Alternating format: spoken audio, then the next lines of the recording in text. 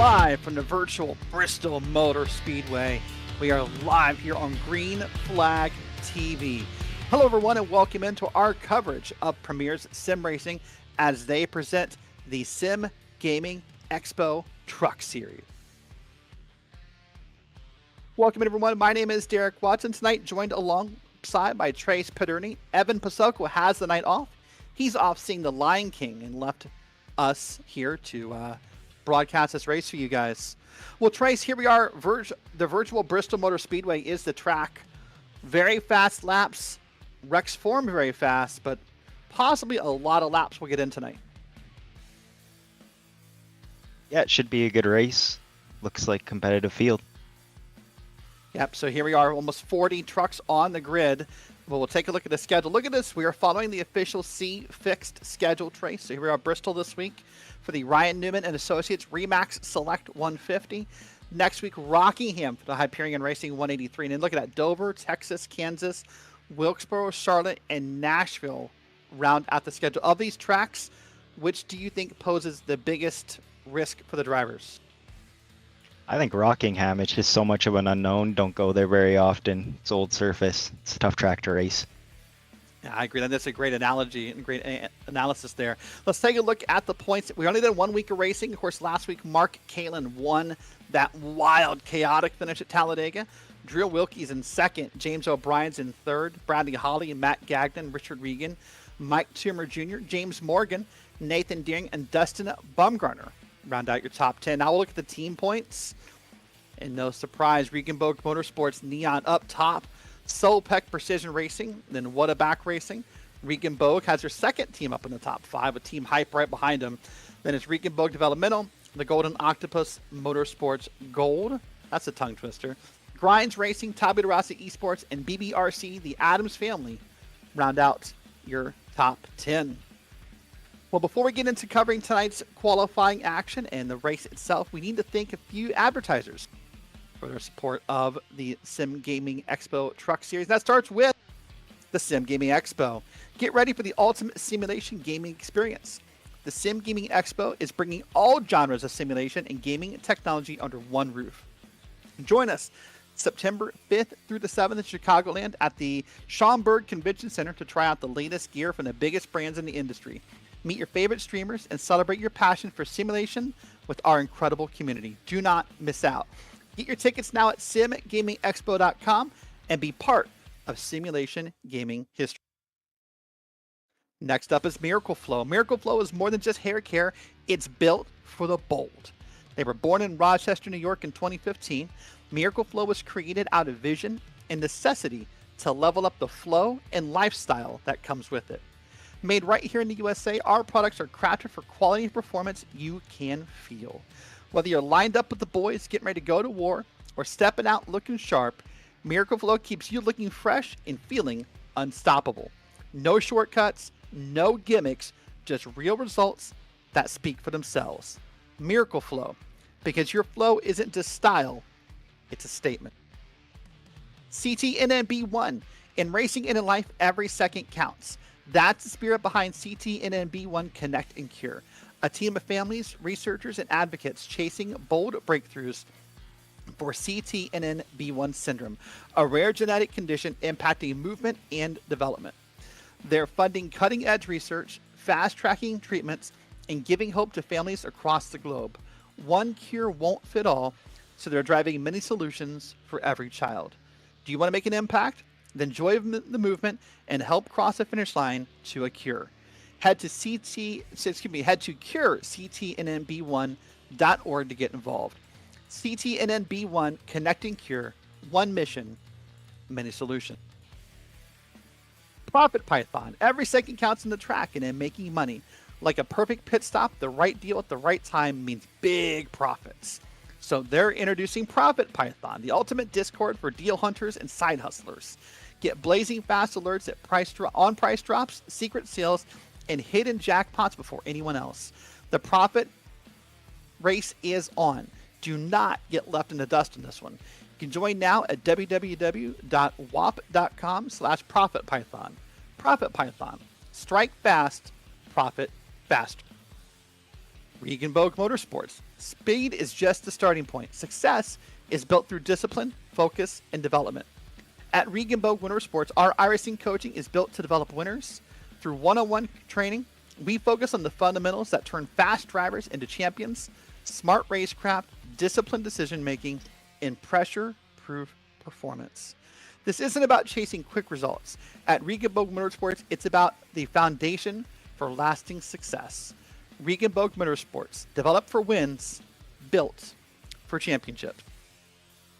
And last, our race sponsor, the Ryan Newman and Associates Remax Select 150. At Ryan Newman and Associates, powered by Remax Select, we believe in finding your dream home should be an exciting and effortless process. Serving all of Michigan, our experienced team delivers personalized service that takes the stress out of buying or selling. Whether you're a first-time buyer, a seasoned investor, or looking anywhere across the U.S., we can connect you with trusted professionals nationwide. Your future starts here. Let's make it a reality. Ryan Newman and Associates, real estate, real results. Well, Trace, here we are in the process, and right now qualifying is more than half over, and I believe basically almost half the field or more has set a qualifying time here. Of course, not very long, right? Almost 30 seconds and you're done for both laps. So here's a truck on the track right now, and that is the number 11 machine. That is Steven Bruner. So Trace, walk me through. If you want to qualify it fast here, what's the appropriate line you want to take? Whoa! I think, whoa, spinning. Yeah. That's not the line you want to take, right? Yeah, I don't think that's the line. Qualifying around here, I like to get it right around the bottom. I think that's your fastest way around, the shortest way around the track. All right, so let's take this. This is James Morgan, the black and red top of the Esports machine. Walk us through this lap here. Well, he's going to take his up to speed lap here around the top, get the truck up to speed, ready for his fast lap. He's going to hook it around the yellow line or try to keep it as low as he can. Keep momentum up, do the same thing here in 3 and 4. Oh, he's going to take it high. See up there on the top of your screen, we just had a new fastest lap set. But the 12 machine right now, you're right, he's taking the high line in both lanes around here. Does that surprise you? Yeah, high lane does work here, but I find it's more of a race lane than a qualifying lane. He's out here just turning laps and doing what he can. He's now down there. Let's see what the 12 qualified. Give me a second here, find him on the board here. And James qualified 20th. The 14.782 was his fastest lap. All right, well, almost everyone's done qualifying. It's a little bit of a quiet track here. I think now we are just about done. And it's just about time to go ahead and look through our grid. We'll read through this kind of fast this week, so how many people there are. Mark Kalin takes the pole of 14.527 with Richard Regan Jr. second. Then you got Dustin Bumgarner and Steve Barker, 3rd and 4th. Rounding out your top 5 is going to be Garrett Austin and James O'Brien. Moving on back here, we'll go through a little quicker. Nick Byer and Thomas Sink, 7th and 8th. Matt Gagnon and Colton Easterday rounds out that grouping right there. That's back through P10. Blaine Adams and Bradley Holly, 11th and 12th. Stacy Hunter and Nathan Deering, 13th and 14th. Zachary Williams and Josh Conker, 16th and 17th. Or 15th, 16th, pardon me. Josh Conker, Robert Ryan. I'm a little ahead of our production feed here. That's 17th and 18th. Let's keep going. 19th, Evan Williams. 20 is James Morgan. We saw him run his lap there a moment ago. Nicholas Hunter and Doug Evans, 21st, 22nd.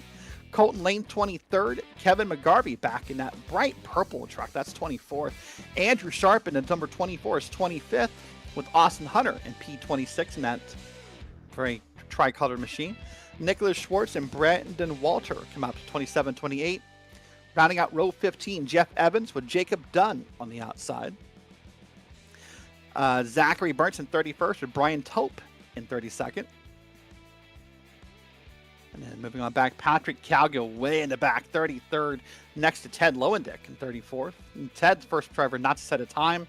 The rest of these did not set a time. Daniel Knight and Reese Bogue, 35th and 36th. Drew Wilkie and Kyle Dewey 37th, 38th. Brett Adams 39th, and Brandon Chatley back in P40. And the last two, Steven Brunner and Nick Saruff, all the way back in 41st and 42nd place. Now, we look at that, and of course, Trace, that means some drivers got penalties from last week and not allowed to qualify, because this is the one track you don't want to hang in the back at, right? No, I wouldn't want to be at the back here. Always want to be up front at a short track like this.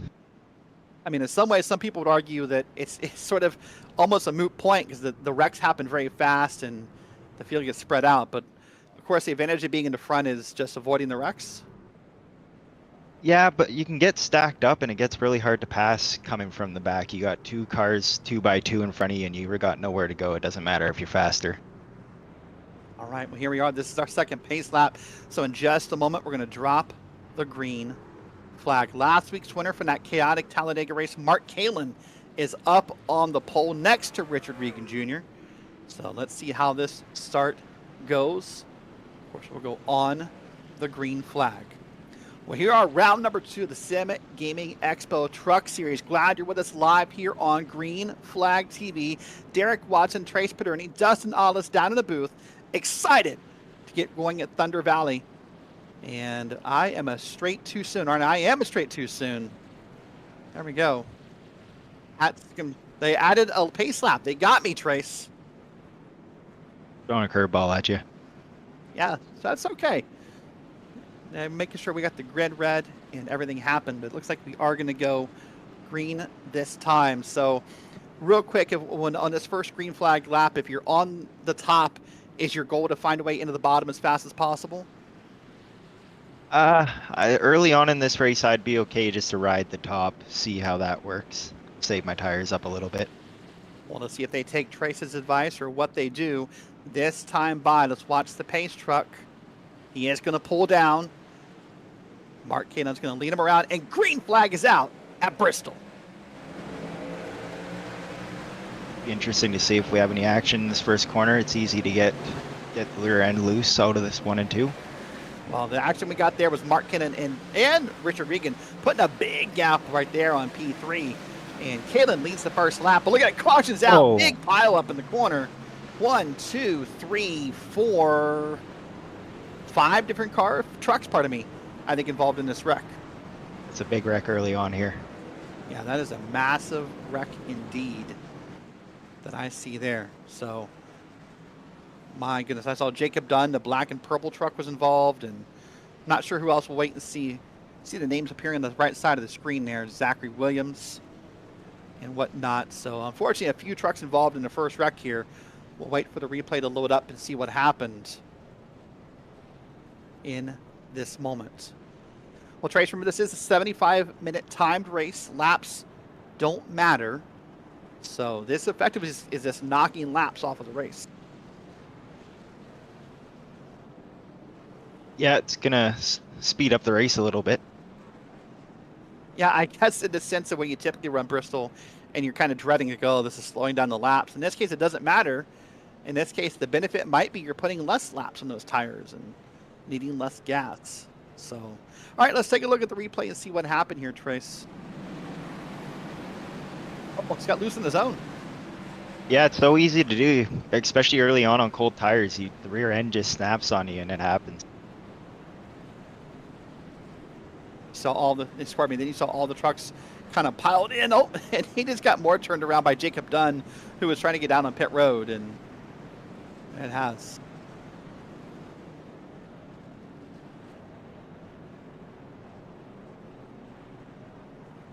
Well, talk to me as a driver. You know, obviously caution laps have the benefit of maybe slowing the race down and having a benefit of maybe tires or gas. But as a driver, how do you not let these get to your head? Like, how do you not make sure that you don't get frustrated by the number of cautions, and how does that affect you?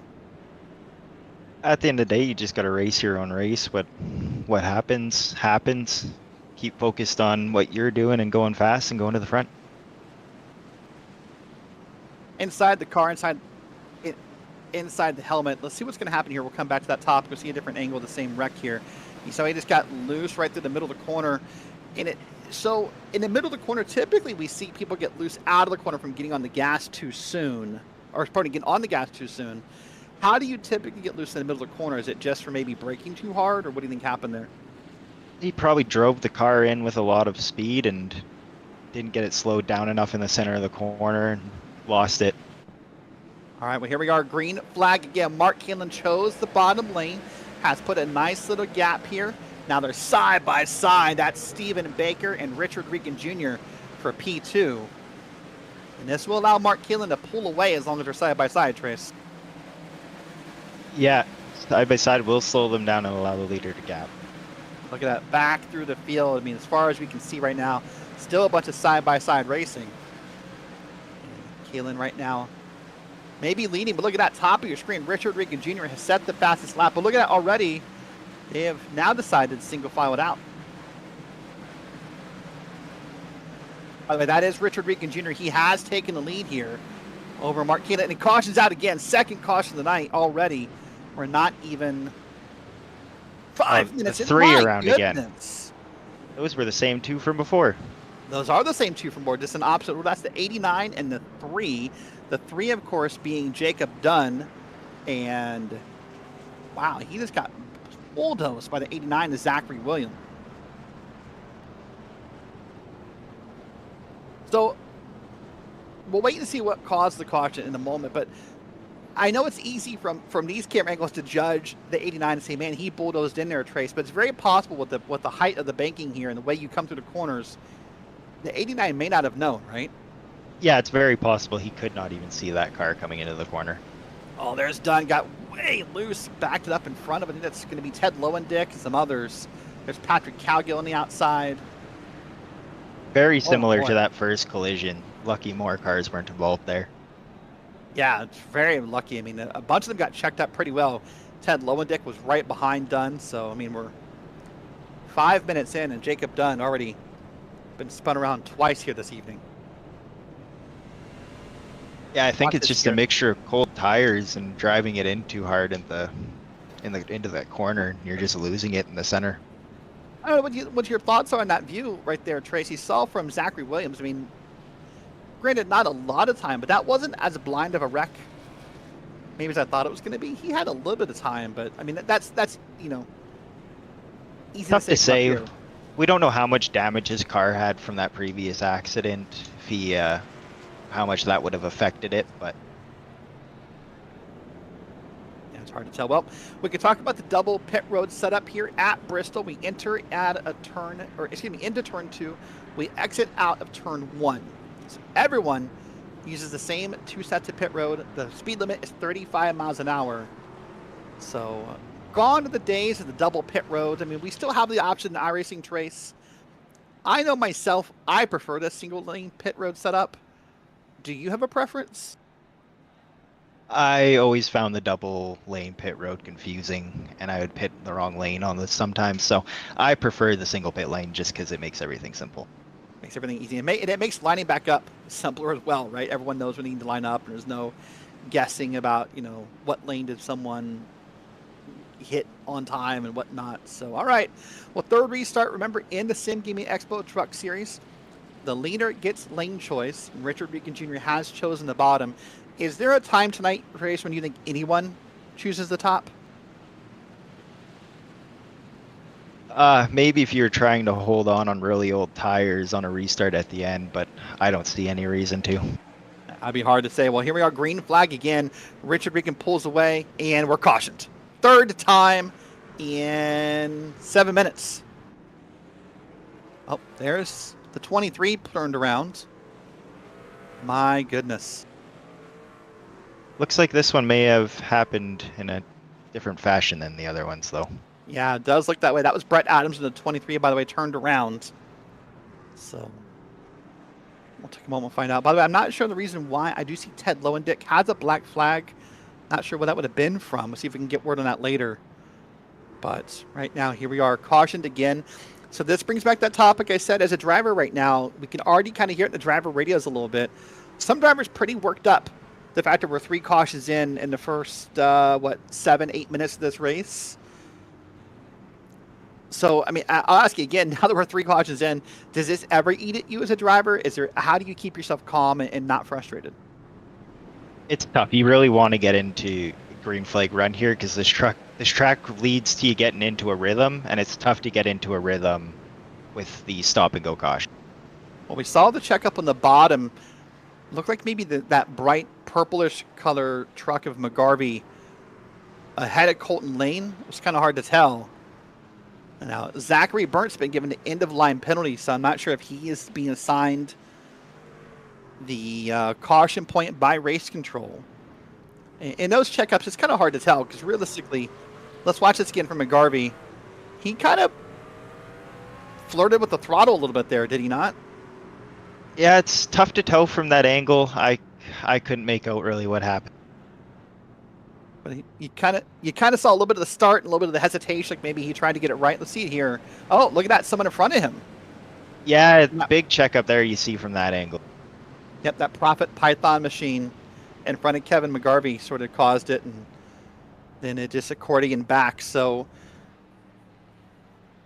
wow, here we are, 3 cautions in. So, again, the good news, as we said earlier, this is saving tires and saving gas. So let's talk about tires. You know, last week we went to Talladega. We don't talk about tires at Talladega. Bristol, we do need to talk about tires, right? Definitely more than Talladega. It's not a Darlington. It's not going to eat your tires, but fresh tires will definitely make a difference. Yeah, not a Rockingham like next week would probably be a good analogy too. Yeah. Now we're on board with Thomas Sink. You can see that slow speed, 39 miles an hour. That is just crawling compared to what we're used to as stock car and truck drivers. But here we are coming out at turns 3 and 4. Let's watch from Thomas Sink's point of view on this restart here. He is 7th in line, and there's the green flag. Let's see what happens here.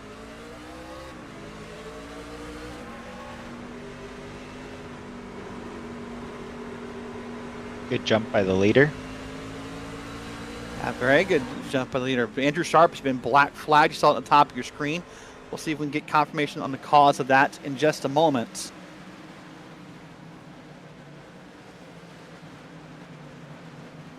Whoa, they're almost 3 wide. Oh, boy.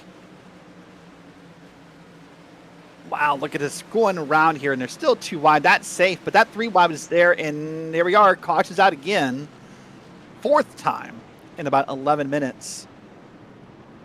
Yeah, so just trying got too close to each other on entry there and got into the left rear of the green and white truck. Well, of course, the hope of the drivers is we get a few of these out of the way and everyone sort of calms down. And it felt like we were just about there, Trace. You saw at the front, they really single filed out pretty quickly. But look at this now. This traffic is stopped because of probably a truck still turned around or still clearing a wreck. And this is like a good old-fashioned traffic jam. Watch this here. Jacob Dunn got to the side of the 23. I can't tell from that number panel. I apologize. The 32, I believe that is, got turned. That's Jacob Dunn that's got in the back quarter panel, as you said. I think that was Bradley Hawley. There you go. Good job on that call. That is Bradley Hawley.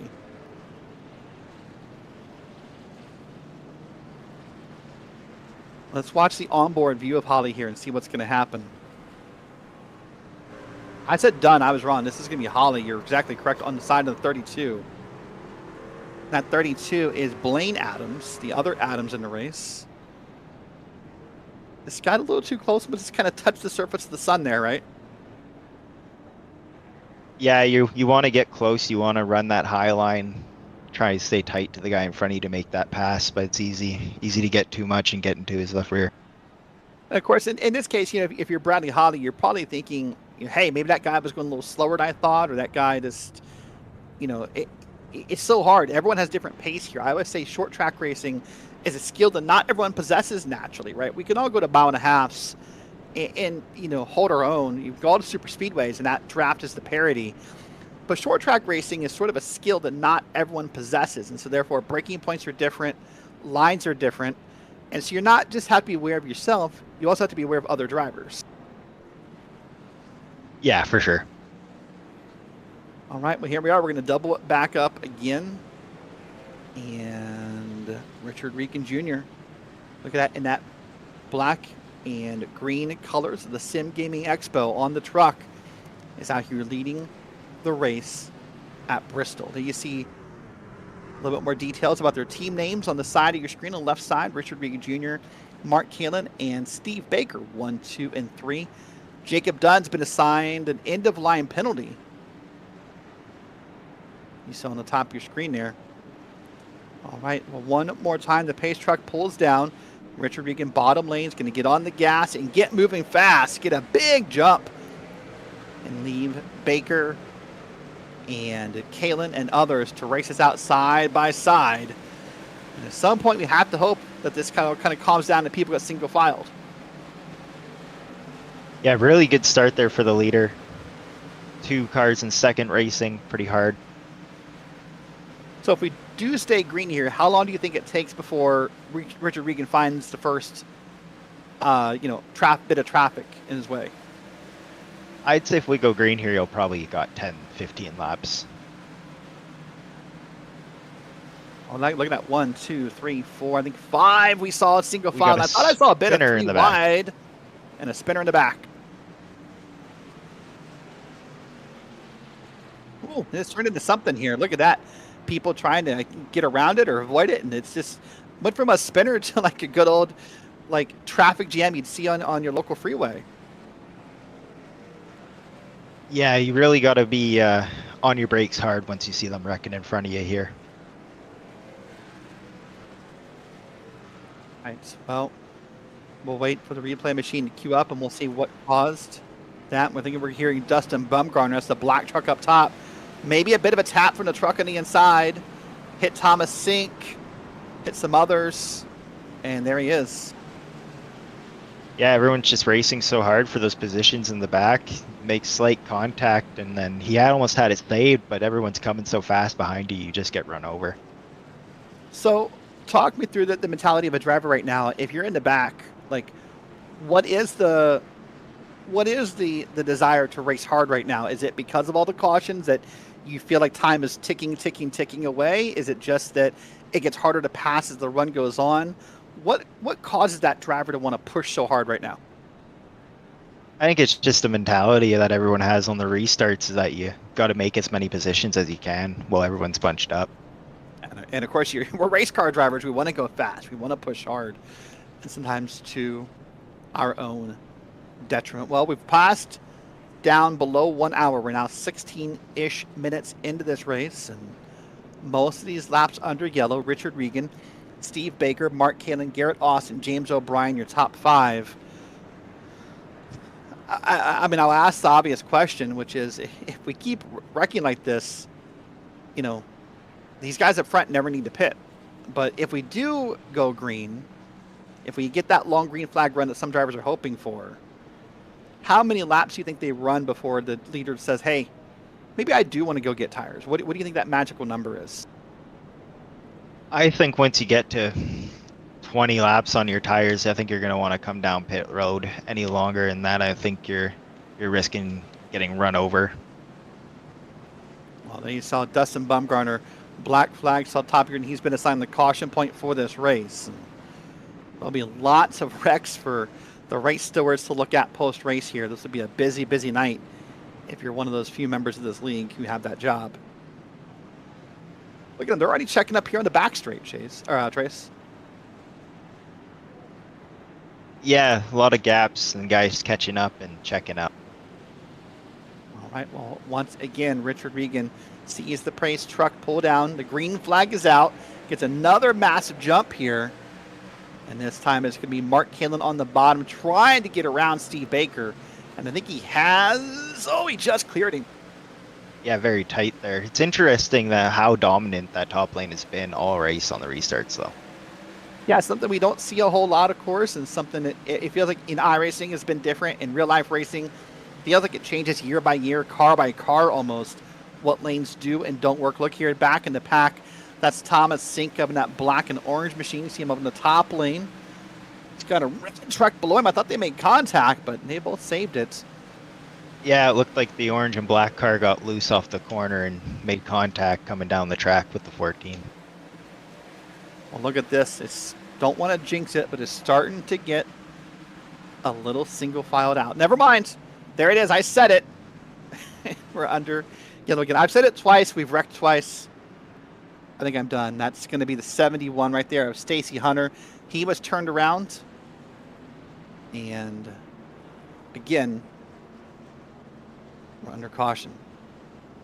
Wow, wow, wow.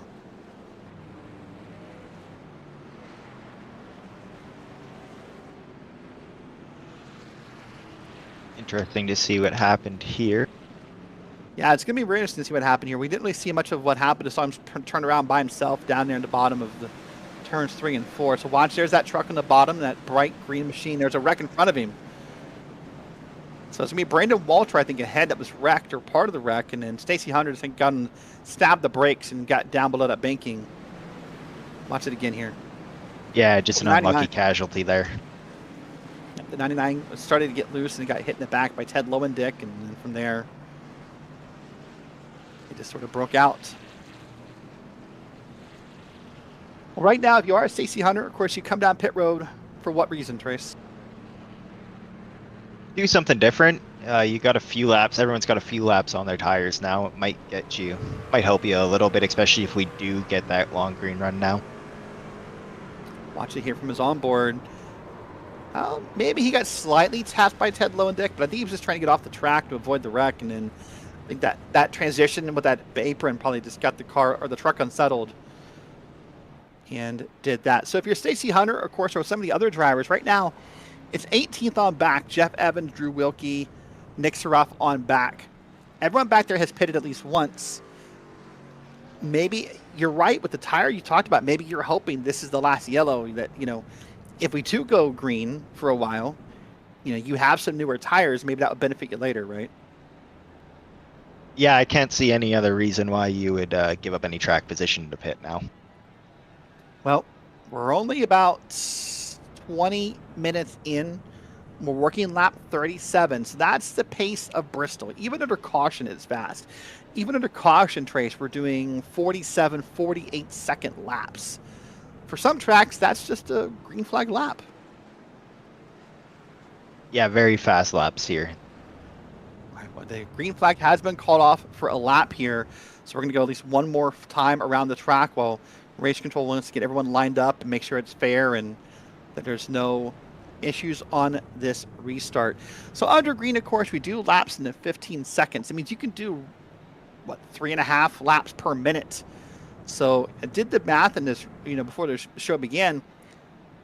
If they would have stayed green, these guys could have done, 240, 250 laps in the 75 minutes. Now, of course, that's not coming to be because of all the yellow flags, but, again, pace is very, very fast at Bristol. So the challenge for that as driver is what? It's just no time to react, no time to breathe, no time to think. Are those the hardest parts of Bristol?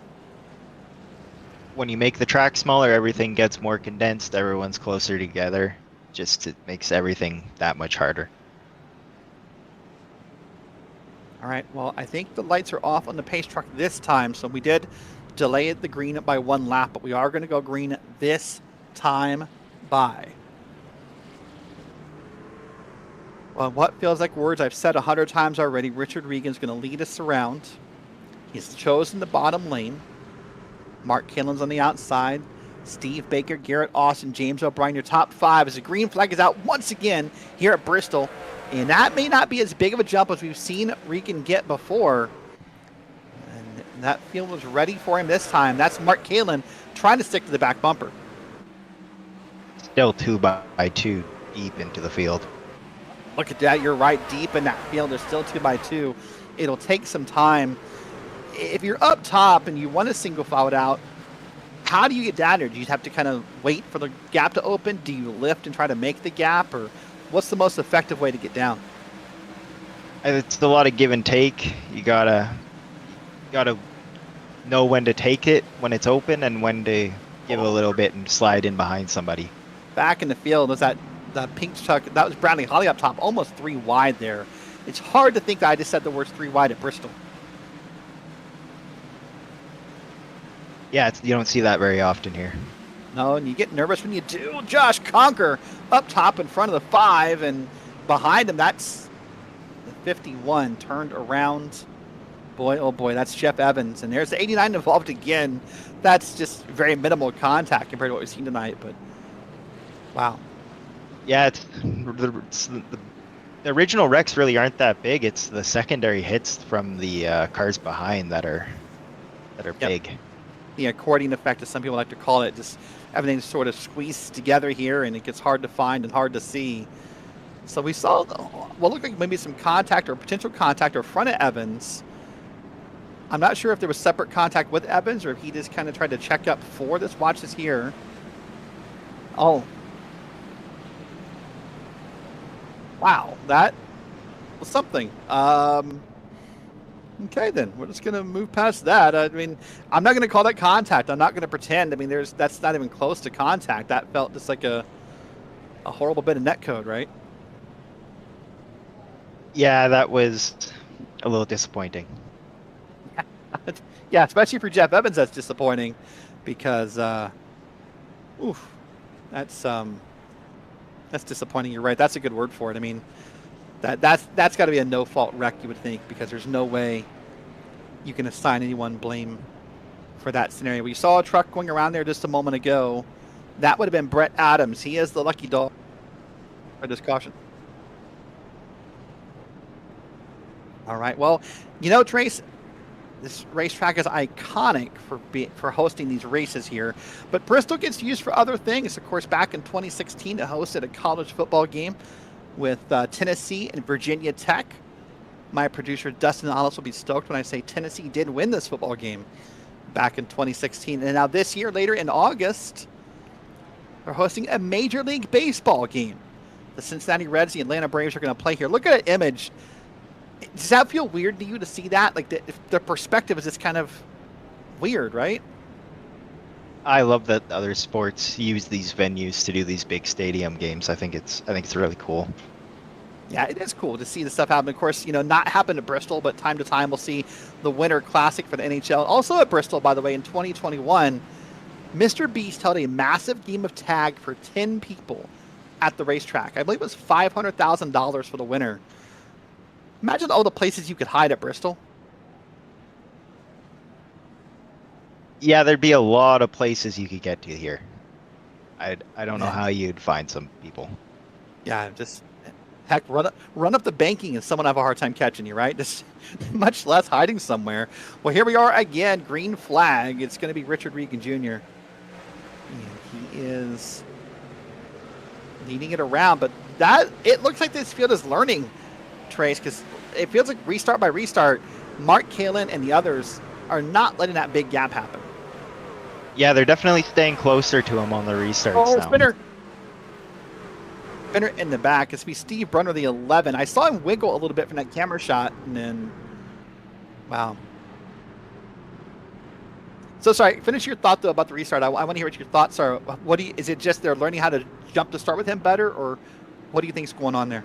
I think it's got to be a mixture of them just getting more used to where he's jumping on the start, how the leader's taking the start, but also I think it has a little bit to do with the tires starting to get a little bit of wear, where that top lane's able to get a little bit more of a jump. Well, you saw there first Doug Evans made contact with the 11. Then we saw, I think, Stacy Hunter tried to avoid the wreck and got a little bit of contact below. So that's just another Bristol wreck right there, unfortunately.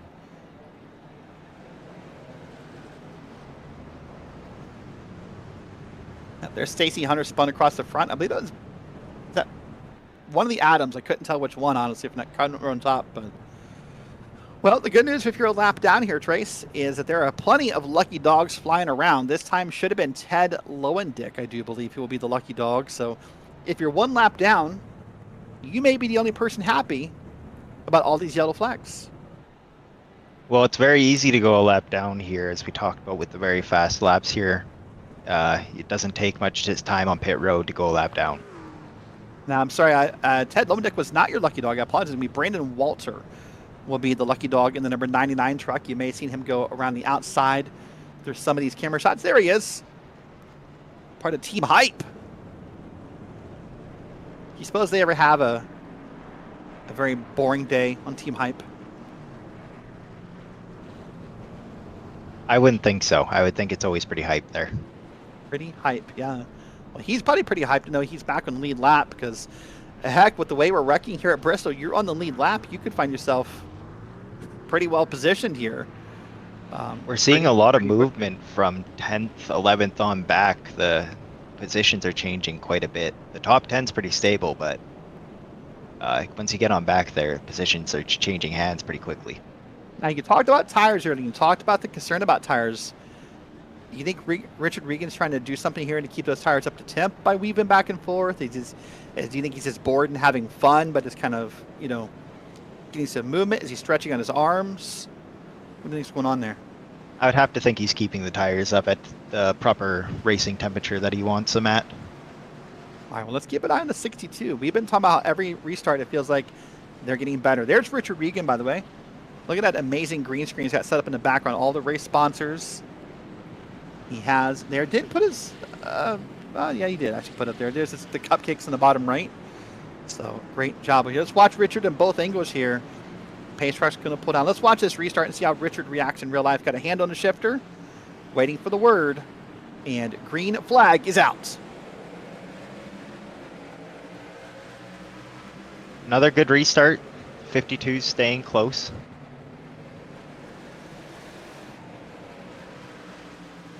So you saw Richard very quickly get that gear, set up to fourth gear, and then he's got his hands off the shifter. Both hands. Oh, and we got our first wreck in the top 10, I think. Wow. That looks massive. That looks big. Look at the bottom lane there.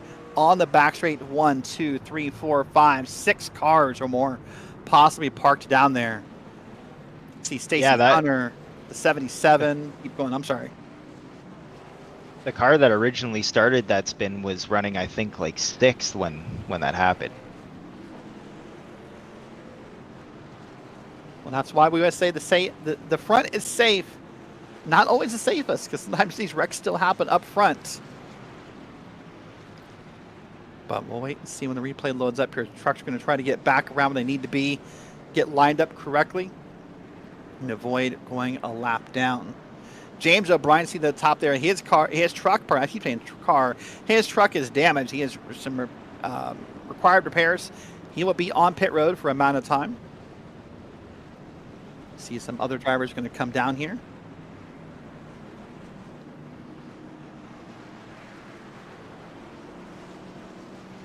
All right, we'll wait for the replay machine to load up here. And see Colton Lane's been assigned an in-line penalty.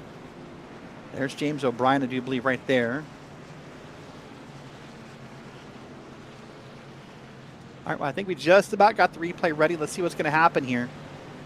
He started to get loose, and he got down in front of the field, hit Thomas Sink in that black and orange truck, and then realistically all hell broke. Kevin, I mean, he kept moving, and he saw Kevin McGarvey in that purple truck that's got spun around on the bottom and the back straight. So maybe 2 separate wrecks there.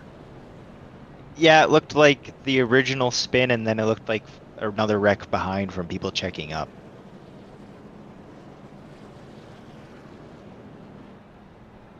Well, to be honest with you, Trace, I've lost count on what caution this is. I was counting for a while, and I think I forgot to count, and I don't know. But look at this now. This weaving has become a trend. Let's watch this again here. He got loose, made contact. Now look on back. That's McGarvey big in there, and you see that it's piled in, and it kept piling in. There's the 89 again. There's Stacy Hunter, and many, many more. One of the Adams trucks is back there, and that sort of that bold green. I don't have a name for that. That sort of seawater green. I was not an A student in art. I don't have names for all these fancy colors. Yeah, it's just green. Like I don't know what to call it. Well, once again, we're lined up. Once again, we're double file. Once again, it's Richard Regan leading here. I mean, I guess in the way the good news for Regan is the more this happens, the more he leads. Let's see what happens here. Get ready, because just about now we're going to ride on board for Nathan Deering. The green flag is out. There's Nathan Deering's webcam. Let's watch this restart from here. Yeah, this will be exciting from this point of view. Just outside of the top 10. It'll be a good look.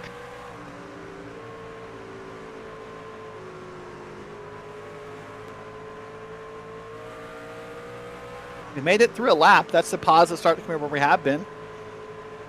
Look at his head turned. Of course, for us, it's right because it's a mirrored image.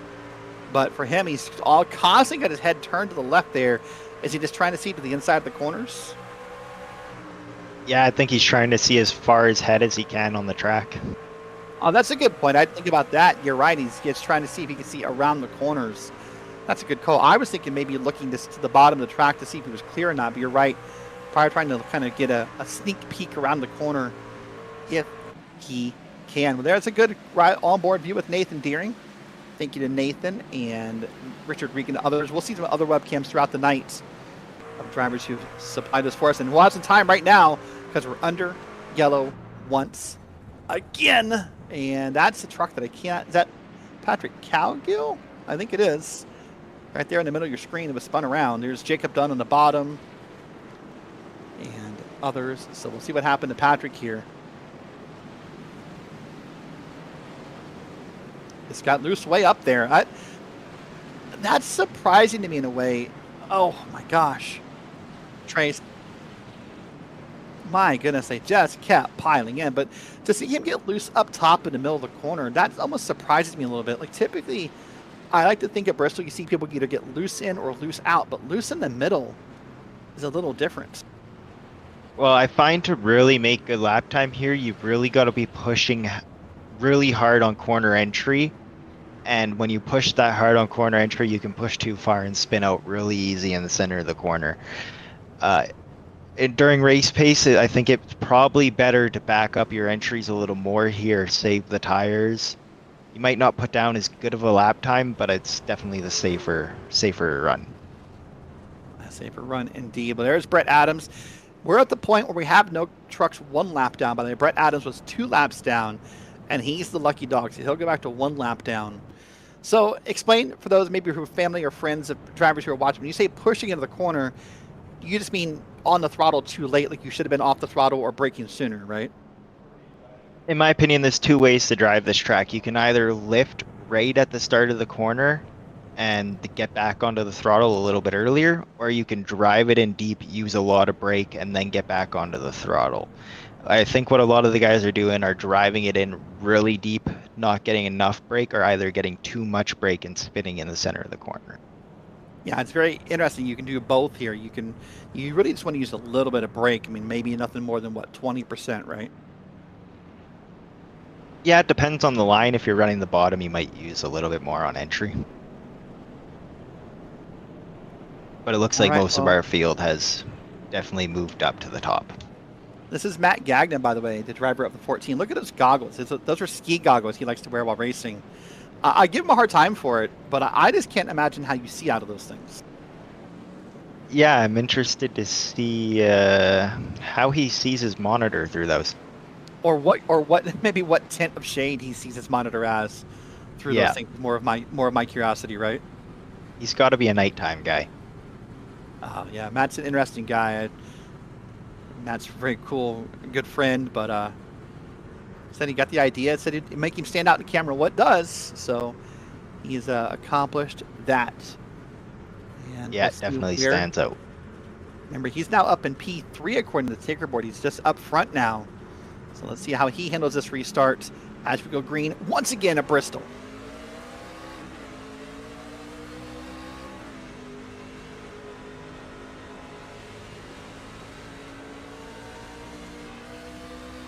Man, look at the amount of force feedback in that wheel, Trace. Watch as he goes through the corner. Every driver prefers a little bit different force feedback, but just look how much that wheel's kind of fighting back a little bit there. What can that tell you about how he's running in the setup? Does it tell you that he's having a hard time? Do you think that's too much wheel input? What's your analysis of that?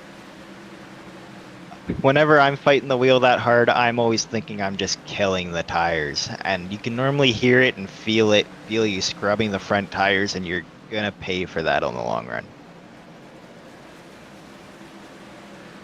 He's got it straightened out here. But the other thing I want to talk about, we got a caution for Josh Conker. I want to come back to a point later that you see. Look, he's just spun around there. Oh, little boop to the front there. And the grand scheme of things, not the worst thing ever. Well, Before this wreck, we were down to 20 cars on the lead lap. We'll see what that comes to after this wreck is caution is completed. Let me quickly run you through the names of drivers no longer in the race who have maybe disconnected already. Austin Hunter, Nicholas Schwartz, Kevin McGarvey, James O'Brien, Colton Easterday, and Brandon Walter have all called it a day here already at Bristol. But let's watch this wreck here. This is all aboard with Conquer. And again, just spinning on his own, Trace. It's the theme tonight, right? And then from there, it's just hard to avoid him. Oh man, just parked in the middle though. Yeah, it's just so easy to lose it in the center of the corner here when you're carrying all that momentum.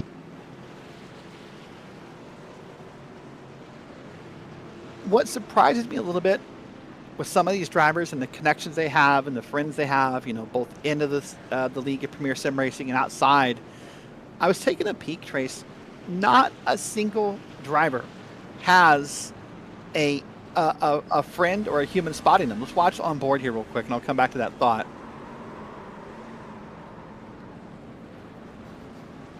And there's the truck that made contact. That's Drew Wilkie, by the way. He tried to save it, so I'm getting loose there and trying to get on the brakes really hard, but not a single driver here has an in-game spotter. And those are such a valuable tool in iRacing that I think gets overlooked way too often. By the way, this is leaders on pit road here. Do you want to see that? There's see Mark Kalin first, Richard Regan second, Dustin Bumgarner just pulled into his pit stall third. You see the pit stop times there on the right side of your screen. And looks like for a lot of drivers, we're up into 14 seconds. That's a normal pit stop. Yeah, it'll be interesting to see how these leaders make it back through the field now, if they're able to make it back through the field.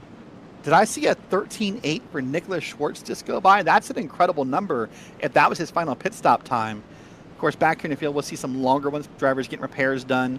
21 seconds for Doug Evans, 28 for Thomas Sink, 27 for others.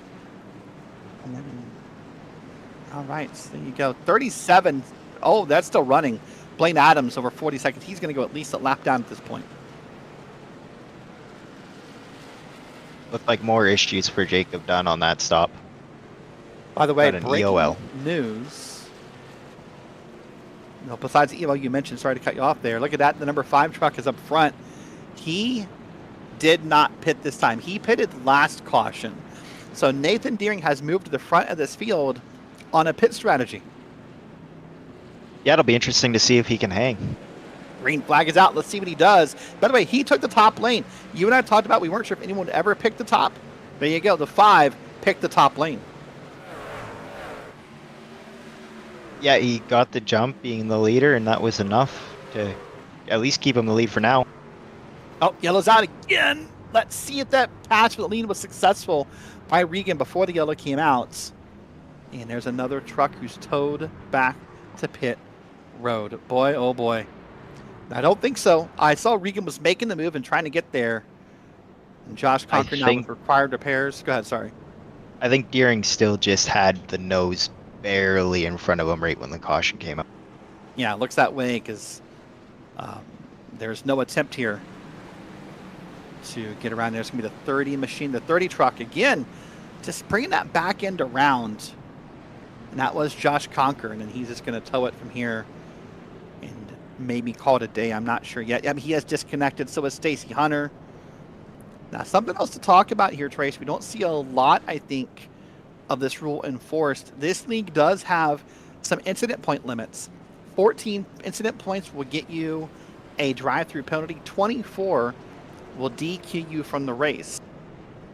With the number of cautions we've had, I'm sure there's a few drivers who are already beyond that point.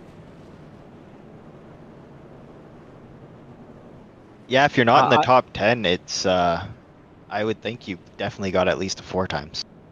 Yeah, at least, right? So I mean, think for those watching at home, 4 times would be basically any hard contact to another car is 4. Any harder contact to a wall is 2. There's some other stuff spinning out, giving me a 1 or a 2, but just how much car contact we've seen, it's hard to think we don't have some drivers who maybe that's why they're disconnecting. Maybe they're all disconnecting due to those disqualifications. That's somewhat to wait till the end of the race to see. We don't have access to that number live from race control, unfortunately, but easy to take a guess through. So I want to talk a little bit too about, we were talking about the 4-seat back that we were seeing with Matt Gagnon, and you said you thought that it could be that, he's burning up his tires in that moment. Obviously driver preference dictates 4-seat back in every person's own setup, right? We all have different wheels, different things. So we'll wait and see if we can get another point of view on that. Here's Mark Kalin, by the way, last week's winner. And that, I believe, to be his picture on the bottom without the facial hair. But you see, look at that in the background there. Trace, Mark's got the Goodyear tire, a couple of Lego sets. He's got a NASCAR champion for, I think that Ryan Blaney in the background. So nice sim rim. Yeah, Goodyear Eagle in the back. Let's see if that Goodyear Eagle, maybe he's got some fresh ones on this truck because he is sitting third in line. The leader's right in front of him. And we are go.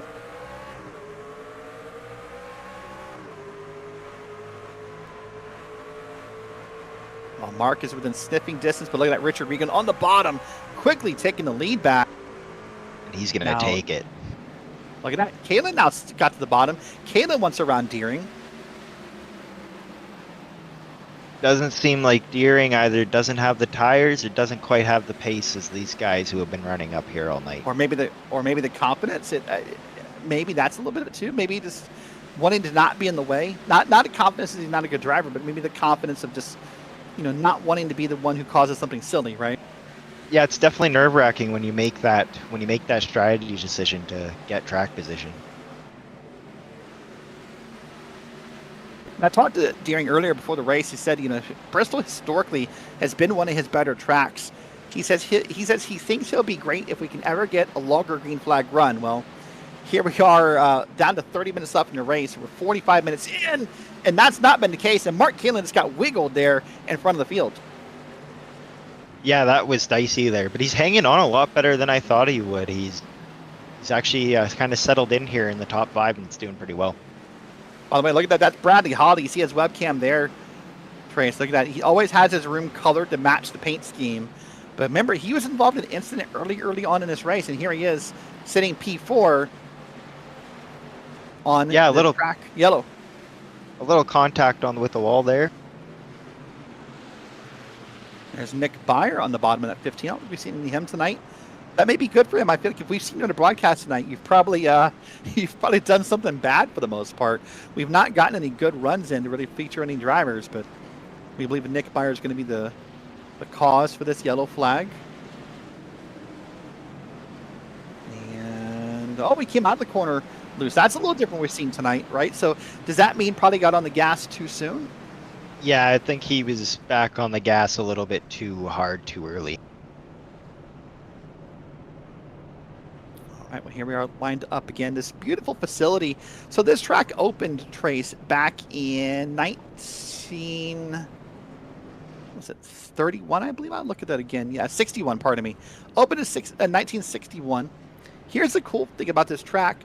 They broke ground on this January 25th, and the track was ready to open July 23rd. They had this track done in its original form in less than 6 months of construction time.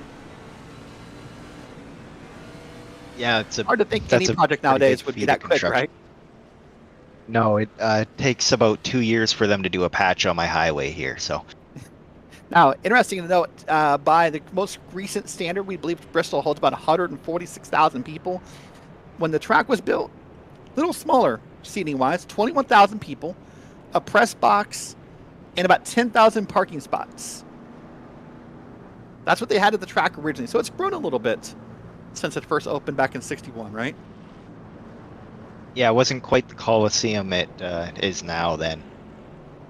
By the way, this is sort of our driver vision camera that Bradley Holly provides. We can see what he sees. So you see his sim there. You see the track map on the top right, and then see some other telemetry in the top left. But that is what Brad sees all night long. That is a great view of the driver perspective. Yeah, it's interesting to see all these different drivers' setups. Yeah, we see everything from single monitor to VR to triples to Logitech wheels to Fanatec wheels to everything in between. So it's kind of shows that, sometimes the setup doesn't matter as much, because we'll see drivers, Mark Kalen's a single monitor driver up there up front. So sometimes people swear by triples, we swear by VR, but Mark Kalen has won a race already this season and done it on a single monitor. Pace truck is down. Richard Regan again leads us around, and he takes the green flag. Again, a good restart there on the top. He's able to stay right with Richard Regan. Yeah, did a great job, and you're right. Restart by restart, Regan no longer getting the jumps he once got. There's still 2x2 pretty much through parts of this track, and I'm hearing a report of a wreck in turn 1. There it is. Oh, another pile in. Yeah, it's just so hard to get checked up. Boy, oh boy. There was a quote I got earlier today, and I can't quote it exact because it has a word or two. Let's watch. Oh, Reese Bogue just got caught there by the 20. Reese Bogue thought he was doing the right thing. Thought he was clear, in fact, and then the 20 kept climbing the track. The 26, pardon me, that's Robert Barney. Yeah, zigged when he should have zagged.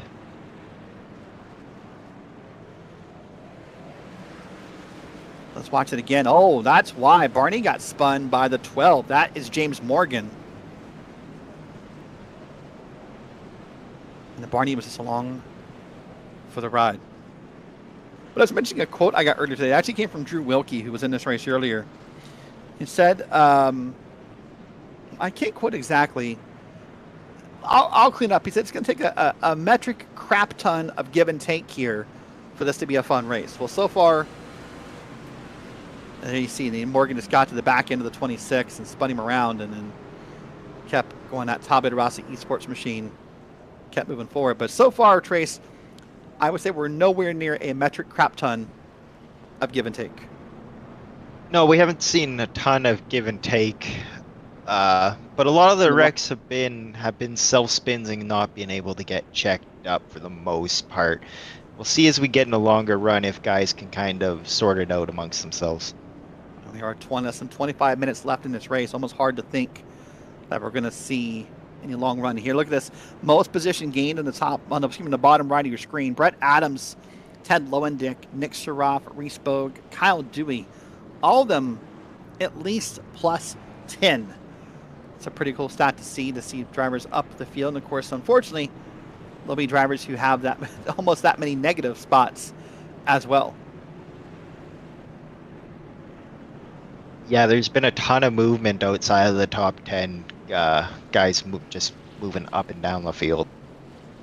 I mean, technically, even up front, Richard Regan Jr. is up 1. Mark Kalen's down 1. You see that because that's how they's qualified. And you'll see Steve Loving is up there, plus 9 in the P6. Ted Lowendick, though, plus 25 to be in the top 10.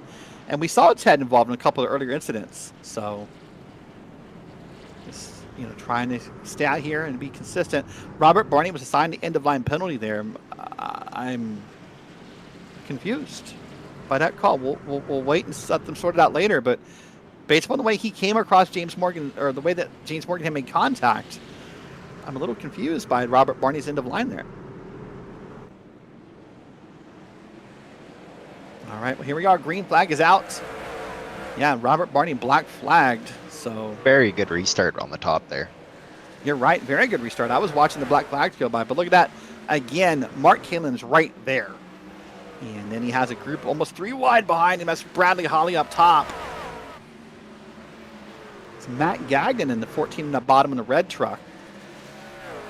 We're definitely starting to see a more spread out field after all these wrecks, though. You're not seeing the 2-3 wide we were in the back. We're seeing a lot of single file now. Yeah, well, hopefully we're getting it there. See all the trucks on the right side who are now down pit road.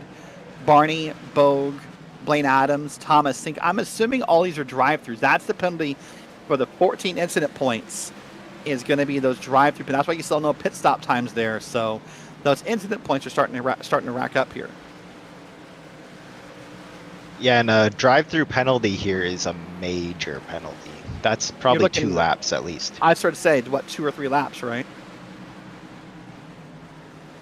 What do you think? 2 on a drive-through, 3 if you pit? Yeah, definitely 2 just for the drive-through.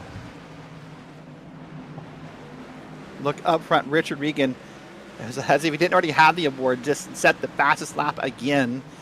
So I'll look at the top of your but look at this battle right here. That's Ted Lowendick right there.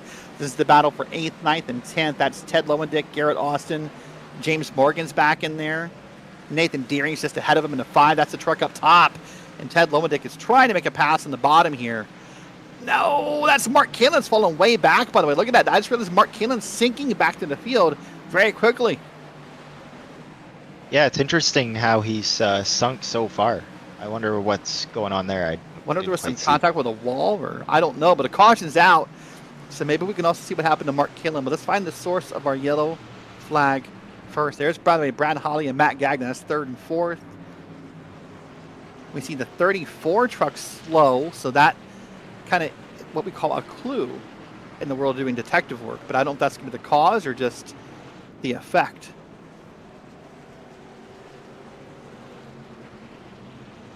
Ed Lowendick was moving there before that caution, though. I think he could be a real contender here.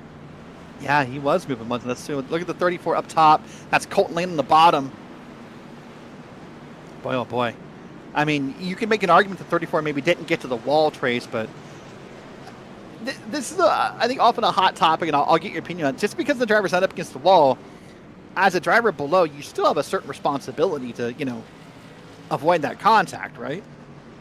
You definitely do, but it's also hard at the same time because you're judging that guy's being up at the wall and you expect him to be there, and when he's not there, you just come up. It's hard to scrub all that speed off to run the middle of the straight up. But look at all that gap. That's a great still photo by our producer, Dustin Ollis. That shows how far off he was from the wall. That's a pretty big gap in terms of Bristol. Yeah, if you're that far off the wall as a car on the top, you're not making the speed you need to make.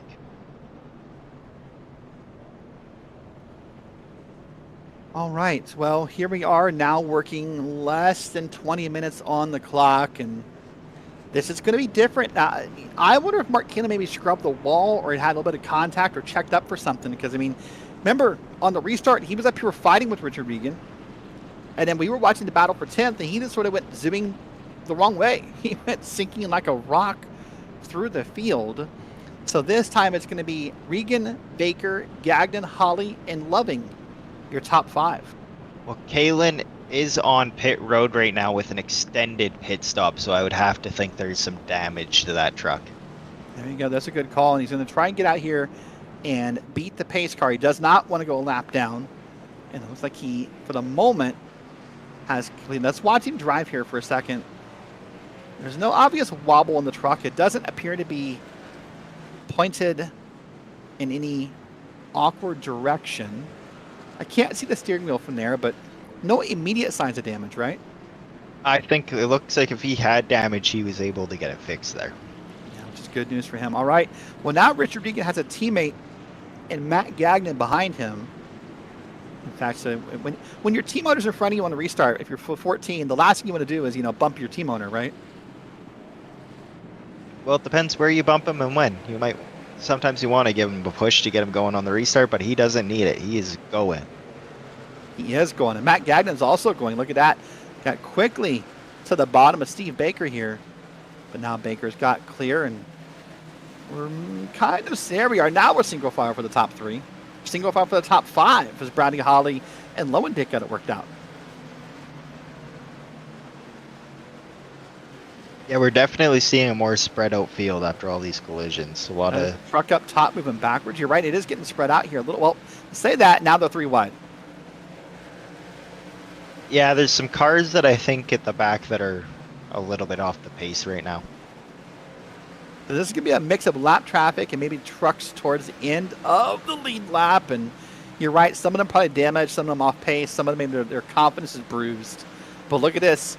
We said if we went green, it wouldn't take long to catch that traffic. And we're not that far from that happening. But here's Ted Lowendick going to make the pass on the bottom as we go back to the front. Now, here's a good shot. Oh, there it is. Just to the end of a straightaway, he can see the first lapped car. not using a lot of brake and able to hold that bottom real nice. That's not. It's gonna be easy on the tires for Richard Reagan. He's gonna be in a good position if we get a long run, I think. Yeah, not a surprise. Richard's running up front. He's a skilled real-life short track racer, so not a complete surprise to see him up front. Here's James Morgan, by the way. He is running in P12. And look at the difference in the inputs here. Let's stick with this through a corner. He's in P8, pardon me. He is the 12 truck. Let's try that again. Look at his inputs here. What's different? Hold on. We got a caution out. That's Matt Gagnon turning around. I thought I saw Gagnon sliding sideways. There's the 15 truck. We'll come back to talk about the inputs. I do want to hit that point again if we can, but let's see what happened here and see what caused this yellow. That was Matt Gagnon was running up front. He is no longer up front, obviously. So one more truck from the front has fallen victim to bad luck here. I wonder if our leaders come for tires again this time. That'd be, I don't know. There's the 15 getting sideways. That's in front of Jacob Dunn. My goodness. Wow. So what happens? Oh, the field came back around. Trace, I believe the field came back around and they got nervous about the truck on the bottom of the track. Yeah, you don't want to see somebody down there. I'd be nervous there too. Watch this here. This will be on board from Matt Gagnon. Did he dismiss the memo? I would have to think he didn't see him. Yeah, that's what I mean by miss the memo. He didn't know there was a truck spun down there, and obviously the truck ahead of him did. That would have been Steve Baker, I believe, is now down to P5, and then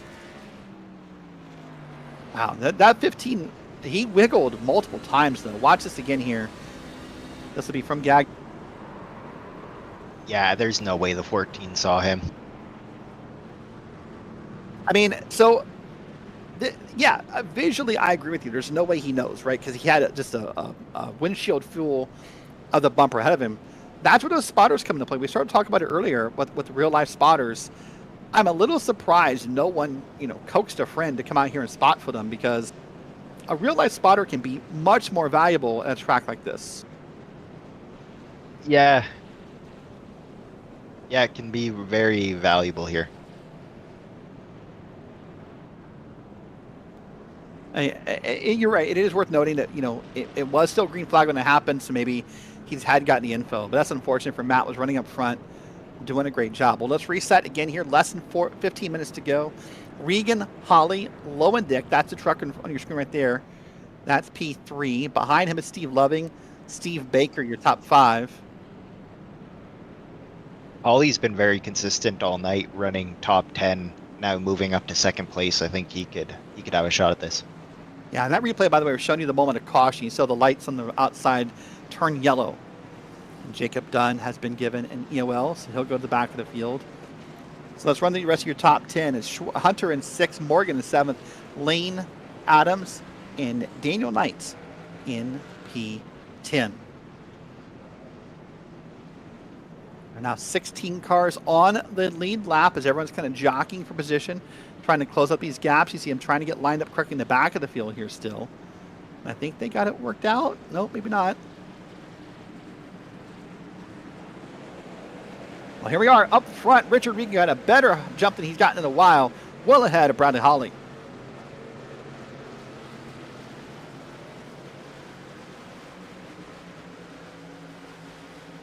Battle still for second. Yeah, I should say, you mentioned Ted Lowendick earlier. You said you were impressed by the moves he's making. Look at him on the bottom of Bristol trying to make this pass work. Yeah, I think he's got some real speed here. Him and the 56 are really making that bottom work. Are you surprised to see the bottom work? We talked a little bit earlier in the race, in the broadcast, about how at different times, different cars, different versions of the track, different lanes have worked. Are you surprised to see the bottom of Bristol working so well? I am a little bit. The top, you can just really get into a rhythm and carry momentum down the straights. So to see you be able to make speed down the straightaways while still running the bottom it's impressive. Well, for the first time tonight, Ted Lowendick's now trying to run down Richard Regan Jr. He's now down to about a quarter of a second. Last time by, the lap times were almost identical. In fact, Lowendick a little faster, 14.893. Regan at 14.994. It's about a tenth of a second difference lap by lap. Yeah, I don't think Lowendick's going anywhere. I think he's got a real shot at going for the lead. Well, there's the caution again. So we didn't got a little bit. I guess maybe that might have been our longest run of the night. There's James Morgan. He's spun around the bottom. That 12 machine, the black and red Tabata Rossi Esports machine. Well, can I just say, listen, everyone has different teams. We follow the teams here in the PSR. But when you get a team who puts their logo right on the truck, that's so much easier for a commentator. Oh, and he got loose out of the corner. Yeah, and he's been having a pretty good night, just running 10th to 20th. Sucks to see him spin there. Yep, you saw, of course, the spin behind him from the accordion effect and the calamity on back. But, well, I don't know. If you're Ted Lowendick, here's the teams, by the way, on the right side of your screen. You see there's Regan Bogue up front. Whataback is up there. Regan Bogue. Grinds Racing for Nicholas Hunter's up there. Solpex. You see a nice parody of team names in the top 10. But we saw Lowendick really gaining time under green on Regan. And we've seen Regan have amazing restarts all night long. I have to think if I'm Ted Lowendick, I want this to stay green because that's probably my better chance to catch Richard Regan, right? It could be, but we don't know if Regan's just kind of slowing his pace down, saving his tires, managing the gap behind him. It'll be interesting to see once they get to racing. And I've shared this thought before with other broadcasters, and I'll ask you for your opinion on this as well. More than likely, Ted Lowendick's going to restart on the outside here. I highly, highly doubt Richard Regan picks the outside lane. Is there anything harder in iRacing than starting P2? To me, it's just the most frustrating thing to do. It just feels impossible to get right. It is. It's hard because you want to be really aggressive, but you don't want to get that black flag for jumping the start. So you kind of take it at an extra split second to make sure that the leader's gone, and it hurts you.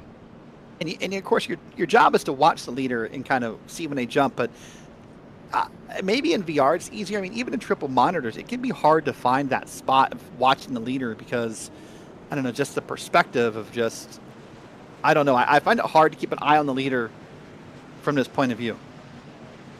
Yeah, it's a good point. Like a triple monitor or wide monitor definitely has an advantage starting second compared to somebody on a single monitor, just being able to how much they can see of that car below them. Right. Maybe VR would help more. I've never had the chance to do VR in iRacing. Maybe that would be the experience for that, but it's a difficult task here. But all right, well, here we go. Now, less than 10 minutes to go. We're about a little more than an hour into this race. And once again, Richard Regan's going to get ready to get on the loud pedal right now because the green flag is out. And he'll try and get ahead of the field here. It's now it's now Lowendick and Holly side by side. Yeah, Lowendick didn't quite get the restart we've been seeing from Kalen when he was on the outside. Doesn't have the practice up there that Kalen has. That was doing a great job. He's cleared Bradley Holly pretty quickly. Holly now stuck in the battle with Colton Lane, Nathan Deering, and Steve Loving. This is for, I think, 3rd, 4th, 5th, and 6th right here. So this is the 4-truck battle that's happening very quickly. But meanwhile, up front, here it comes. You said you thought Lowendick had some pace. He's trying to prove it with about 8.5 minutes to go. Yeah, he's running a more aggressive line than the 56, especially in that 1 and 2 there where he went high and cut low. But felt like that truck maybe got, I don't know, it felt like he got loose at first, and then all of a sudden it started to climb the hill like he was tight. I don't know if it got a little loose to tight or what happened there, but he lost some time now on Richard Regan. That's now put almost a half a second between them. Yeah, I think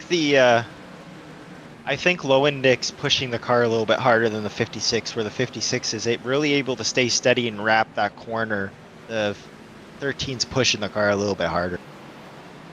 Now you see Bradley Holly here. He's trying to fight with Nathan Deering on the bottom. Deering, I think, is going to clear Holly. That bottom lane really is moving. Nathan Deering's going to be the next person to pass Bradley Holly inside. Now Steve Loving is going to get in there. Now Colton Lane's going to get in there. will all to make the pass. Boy, this is frustrating to see this happen to you when you're up top and you feel like you're up top. There's got to feel like there's no escape for Bradley Holly. Yeah, it's tough when you feel like you're running the line you need to run and everyone's just going by you. Well, he's doing a good job holding off, at least not letting Colton Lane zoom on by. I think Lane's still going to make the pass, maybe, but it's not going to be as powerful as the passes that happened a moment ago. But Lane Yeah, I think the is 60 clear. is going to have to... Oh, I thought he's going to have to pull a slide job into this corner, but he kind of let him go. There's the 33 truck that we saw go by. That's the truck that's a lap or more down. That's Kyle Dewey. Oh, who was that? That's someone hard in the wall on the outside. Looked like he got loose and hit. overcorrected into the outside wall. Couldn't see who that was. It was Brian Tope, I believe, is who that was. I mean, you're right. Something happened there. Whether it's going to be either he just got loose and wiggled, or honestly, did he have a hardware affair here? I don't know. I want to see the replay and find out here. I think he was carrying the mail on the outside, got loose, and just overcorrected. Yep. Was carrying the mail on the outside. And then he stops down there and tows, and unfortunately that's when the yellow flag comes out. Now, earlier I said I thought if I was Ted Lowendick, I wanted us to stay green so I could pass Richard Regan. The truth is, that may have been the best news for Ted Lowendick, so he could get another shot at this after he blew that one corner. There's Doug Evans going around with his lucky dog on the outside. Yeah, But I think if Lowendick's going to have a chance at passing him, it's going to be on the short run.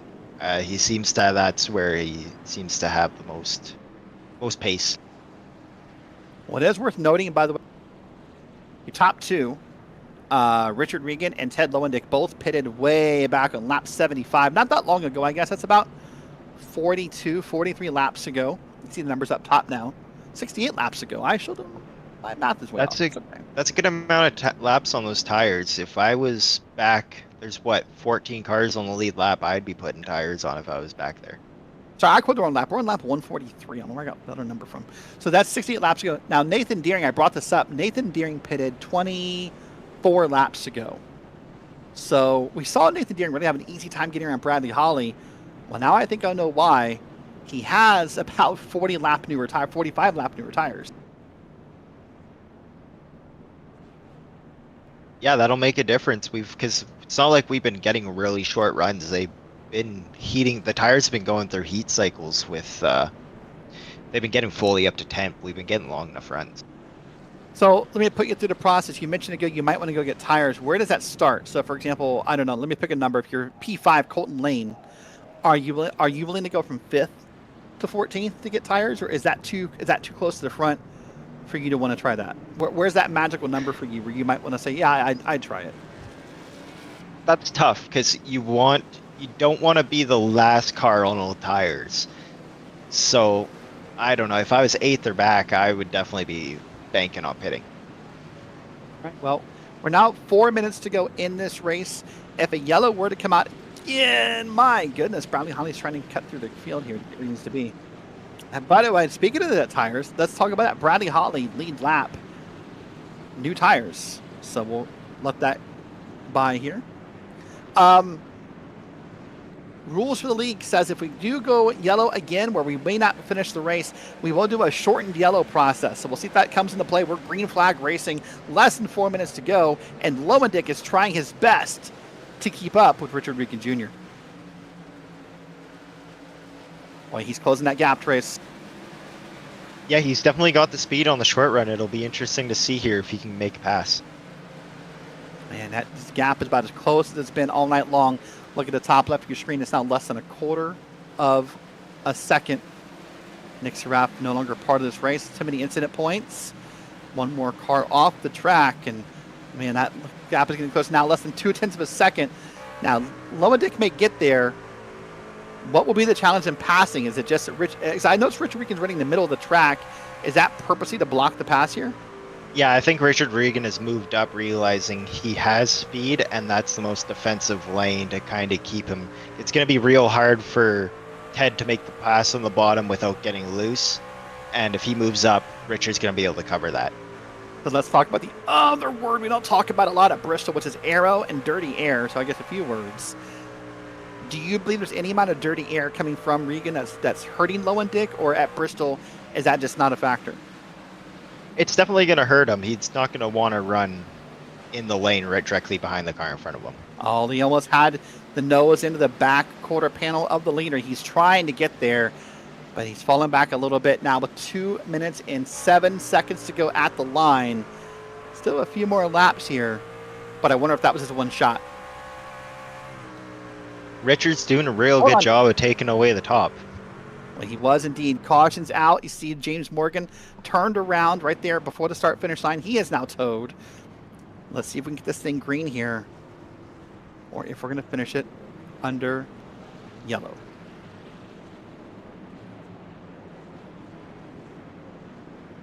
Wait and see what's going to happen with the caution. We heard Nick Byer may be involved. Let's see up here. That's the 15 car up top. There's Jacob Dunn. Made contact after the spin, and then he sort of tags James Morgan and loops him on around. Yeah, James Morgan, he was having a good race to start, but had a spin, and now he's off the lead lap and only compounding issues. Yeah, it's a tough night for a lot of drivers here. Watch this here. I mean, he thinks he's clear, and the 15 just comes around and just barely tags him on the back end, and then Morgan, oh, you heard that sound. That's the sound of that motor popping. So he is done for the night. All right, well, here we are, less than a minute to go. We're going to wait for race control's word and see if we get this thing going again or what's going to happen. So Garrett Austin was your lucky dog here. He'll gain back on the lead lap. Watching the pace truck here. This happened last week at Talladega. We'd kind of wait for the last minute to decide if we were going green or not. And lights are out. Lights are off. This is going to be a one-lap dash. This is going to We'll see if Ted has anything for Richard here. He's going to need a really good restart. Yeah, I almost think if you're Ted Lowendick, you probably have to almost risk getting the black flag for jump on the restart here if you want to make this work, right? Yeah, he's going to really have to predict when that 56 is going to have a chance. Yeah, you can't slip up here. Now, the question will be Colton Lane down there in P3 on the bottom. Does he make something happen? Does he use the bumper? Lots of things to see. White flag will be out this time. 1 to go for the second week in a row. Here we go. Green flag at Bristol. Ted doesn't get the restart he needed, but we'll see if he can make anything happen. He's going to try to ride the top. He's going to try to build that momentum. It looks pretty obvious that Richard Regan probably walks away. Look at the battle for third and fourth. That's Nathan Deering. It's Colton Lane. Regan wins at Bristol. Just a dominant performance from start to finish for Richard Regan tonight. Yeah, led almost every lap here, and take a little bit for us to sort out the field and see where we actually did finish, because right there, look at that, four wide at the end of the race, the unofficial, and of course checker flag is out. But boy, oh boy, Richard Regan wins the second ever PSR race, the Sim Gaming Expo Truck Series race. The Ryan Newman's Associates Remax 150 is won by Richard Regan Jr. There you go. Do some burnouts. Burn out what's left of those tires. I think he did 50, 60 laps on those. Well, Trace, maybe not the race we wanted to see at Bristol, but obviously the race I think a lot of people expected to see at Bristol. Yeah, you definitely hope to see more green flag racing, but it was a pretty good race nonetheless. Truck that deserved to win, I think, won. As I said, Richard, of course, has done some short track racing in real life, so typically when we come to a short track, we'll expect to see Richard up front more commonly than not. Well, Regan, Bogue Motorsports, and you can get to victory lane here under the new. So we never really talked about the new scan of Bristol. We probably should have talked about it during the race. I kind of forgot about it. But here at Bristol now, you can get to Victory Road here. So I think Richard's now trying to find his way to Victory Lane. I think it's the other end, Richard.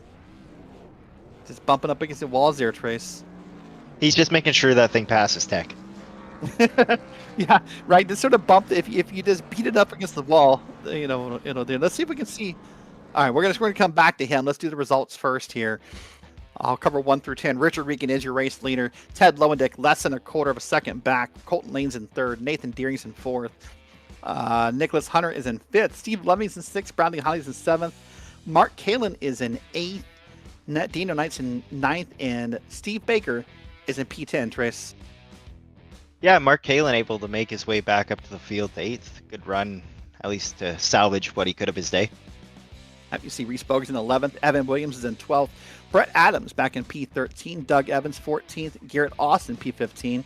Those are all the trucks on the lead lap. These trucks are 3 or more laps down from here on out. Kyle Dewey, Matt Gagnon, Zachary Burnt, Andrew Sharp, and Nick Byer round out your top 20.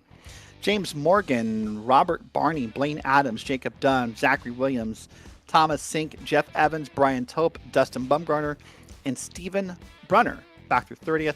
Then Saraf, Cowgill, Conker, Hunter, Wilkie, Walter, O'Brien, Easterday, McGarvey, and Schwartz back through P40.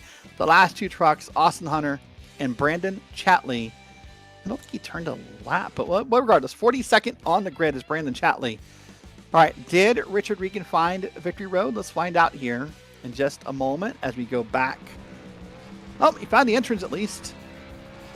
And there's the little ramp up. And this is our first time at PSR. We're going to see this. The driver is able to park this truck up in Victory Lane. Those will be some pretty cool screenshots for the Discord later.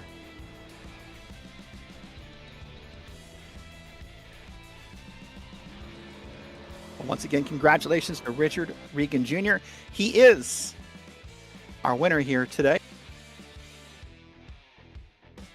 All right, well, let's take a moment here. And I think we can actually go ahead and do it right now. Maybe I can. There we go. I got a hold of him. Richard Regan Jr. for the first time in Premier Sim Racing history, part of the SimGamingExpo Ryan Newman Associates Remax 150. For the first time, you are a race winner. Yeah, thank you. Unfortunately, tonight was a disaster for the league, but that's kind of to be expected at Bristol. Hopefully next week we all can go out to, where are we going? Rockingham? Rockingham. And hopefully we can put on a good show for everybody. I know last week was great. Unfortunate that short track racing brings this type of racing on iRacing, but it is what it is. And hopefully, like I said, we can have a good run next week. So at different times, we saw you, obviously a lot of restarts. You kind of got a lot of restart practice in tonight, but different drivers really gave you different amounts of grief. Mark Kalin was doing good at keeping up with you at one point. Ted Lowendick was trying. Who do you think put the most pressure on you on the restarts? Probably Mark. There was a couple times there where he timed it pretty good. I was trying to change it up here and there so he couldn't time it, but I mean, once you have so many restarts with somebody in the same race, you kind of start to learn their tendencies. So I'm sure that will be valuable for him later on in the season. And yeah. So towards the end of the race, maybe it was, I don't know, a few minutes left. At one point, we saw Ted get close enough. He almost tucked up under your back quarter panel. How nervous were you that Ted was coming around? I knew as long as I protected the top that it would be hard for him to pass me. He was definitely faster than me at the end. And I think before that last caution came out, there was a time where he got underneath me going into one of the turns. And he got a little loose and he had to check way up. And I think if that didn't happen, then he probably would have gotten around me at some point. But yeah, you got to know when to play offense and when to play defense to win these things. All right. Well, we saw you tonight. A new paint, by the way. We didn't really get to talk about that. The SimGamingExpo is now live on the front of your truck here. So I'm assuming we'll see you at the SimGamingExpo. Absolutely. That's the plan. All right. Well, listen, it was a great win tonight. Great run. Great job winning at Bristol. And we'll see you next week at The Rock. Thank you. I'd like to give a shout out to SimGamingExpo for coming on board and Premier Sim Racing as a title advertiser. Everyone at Regenboog Motorsports, we had an up and down night, but we'll see what happens next week. Ryan Newman and Associates for advertising for the race. Profit Python, CTNNB1, Miracle Flow, RBM, everyone that came out to support Premier Sim Racing. give a shout out to all the managers that helped put together the league in such a fast amount of time. You guys at Green Flag TV for putting on an amazing broadcast. And yeah, we'll see you guys next week. All right, Rich, have a good night. Thank you. All right.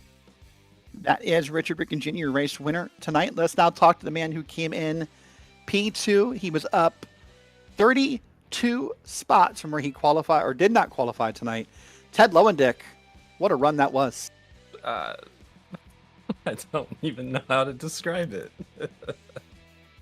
Oh, man. So we saw towards the end of the race, I mean, you kept creeping through the field. At one point, you were just restarting next to Richard, and you almost got there a couple times. Yep. What do you think held you back? I don't know. My truck had damage on the left. It had damage on the right. It had wheel damage. Some point, I was surprised it was even still going forward. I don't know. I got under him one time and I got really loose, and I had 20 incident points from all the calamity that I was driving through early in the race. So I was afraid to like bump him and get like a weird 2x or something like that, and then we get another one. So just wanted to stay off of him. Got a little loose under him. Scared me a little bit. So, but yeah, the top gives you such a good run down the straight, and it's really hard to hold the bottom if someone's on the top. So. I just think it would taken a miracle to get around them, but yeah, it was fun. We had a couple of short but longer-ish runs there towards the end, and let us battle for a little bit. Well, you've been oval racing for a couple years now, but I don't know the answer to this. Have you done a race at Rockingham yet? So not in the truck. I Okay. believe I got my first former series win ever in a league at Xfinity car? Rockingham in the Xfinity car. Okay. Yeah. Okay, so it's you one have of- seen the track before. Yeah, I enjoy it. I don't know how it drives with the truck though. At least in the Xfinity car, you get to use a little bit of brake, but the truck might drive a little differently around there. All right. Well, we look ahead to next week to Rockingham, and of course the schedule after that. Is there any races you are most optimistic for? Well, now that I know Rockingham's on the schedule, I'm pretty excited about that. So we'll see how next week goes. Just take them 1 week at a time and look at the schedule after the race ends, and then we focus on that one. So, but yeah, thanks you guys. It's a good start. I don't know how I finished P2. I really don't. I'm confused by everything tonight. So, yeah. Well, there's about 39 other guys who would love to be in your spot. So That's true. celebrate it and be happy. Yep. Thank you. All right, Ted. Have a good night. We'll see you next week. You guys too. All right, let's wrap up our sets of interviews here by talking to the driver who finished P3. He finished P3 despite a couple of bits of contact throughout the race. Colton Lane, how did you finish P3? That's a question maybe for you guys who got to see the whole thing is more it is than me, but like I just kept on trucking with it, and it made it there at the end, and that's what the most important part was living that long. So obviously, maybe not the Bristol race everyone was hoping for, but maybe somehow the Bristol race everyone sort of expected in the back of their heads here. Do you have any takeaways from this race, or anything you could have learned from this race, or what's the takeaway from here? The takeaway for me is that, and I knew this, I love this track. I love running it. It's really fun, especially when we actually get into a flow. It's a rhythm track, and you probably know that, Derrick. But, if we just keep on stopping and going, we don't get in that flow, and it's not really good racing. But, like, there was maybe like a 10-lap run there towards the end where, we're driving different lines. We're making things different work. It was a whole lot of fun. I just wish we could have got more of that throughout the race. Yeah, and so we saw a lot of drivers realistic, almost like single spin through the corners, and of course then the wreck would happen big. Were the trucks just super loose tonight? Was it just difficult to get them down to speed in the corners? What do you think happened? I think a lot of it was probably some tire overheating, because if you really went hard for a couple laps and you maybe wrenched the wheel a little bit too much, at least from my experience, it would get a little bit loose and you could spin out really easy. And sometimes too, with the new damage model they've had for the past couple of seasons on here, you get a little bit of damage in the wrong spot and it really, really makes it wicked loose. So I think it was a combination of that stuff, honestly. All right. So my last question, I'm going to put you on the spot. I know you're a bit of a sports guy. I know we're like a week and a half or 2 weeks into the MLB season. In August, we're doing the Speedway Classic baseball game here, the Braves and the Reds. Do you want to pick an early winner? I'm gonna be honest. I really don't watch a whole lot of baseball. You let me down. Thanks. My great grandmother, though, the only sport she religiously watched was baseball, and she would only watch the Braves. So I guess if I got to pick one, I got to pick them. But I'm sure it's gonna be a really cool event here. I wish I could have gone to the football game they had here, but I'm sure a baseball game would be just as much of a spectacle. Yeah, probably a spectacle indeed, just like tonight was. Well, listen, Colton, congrats on the P3. Great job, and we'll see you next week. Yeah, see you fellas later. All right, that is Colton finishing P3. Well, Trace, if you could pick a word or two to describe tonight's race, what would it be? Chaos. That's a pretty good word to use. Chaos indeed. Part of the SimGamingExpo Truck Series presented by Premier Sim Racing. Well, we're going to wrap up our race coverage for tonight. But first, let's take a look ahead. Next week, 1 week's time, 8:30 p.m. Eastern, Rockingham, The Rock, a track that's making a revival in real-life racing. Both the trucks and Xfinity cars will race there next week, Easter weekend. We'll be there early. Next week, April 16th, 8:30 p.m. Eastern, myself and Evan Posocco will bring you the race live, flag to flag, here on Green Flag TV. Well, I give a big shout out to my producer, Dustin Ollis. He's been great pushing the buttons and giving us help all night long. Trace Paderni, your first broadcast. Thanks for hopping in and helping out. Thank you. Thanks for having me. And of course, I am Derrick Watson, saying once again, you can catch this race and every race of the Premier Sim Racing SimGamingExpo Truck Series here on Green Flag TV. Now, next up, if you stick with the YouTube feed, we're going to take you over to our other broadcast that Green Flag TV is doing. Let's go over to the Beer League. Let's watch some road course racing with, I believe, the GT3s. Nolan Ripple, Finn Acini will take over that coverage. But thank you for tuning in. We'll see you 1 week at The Rock.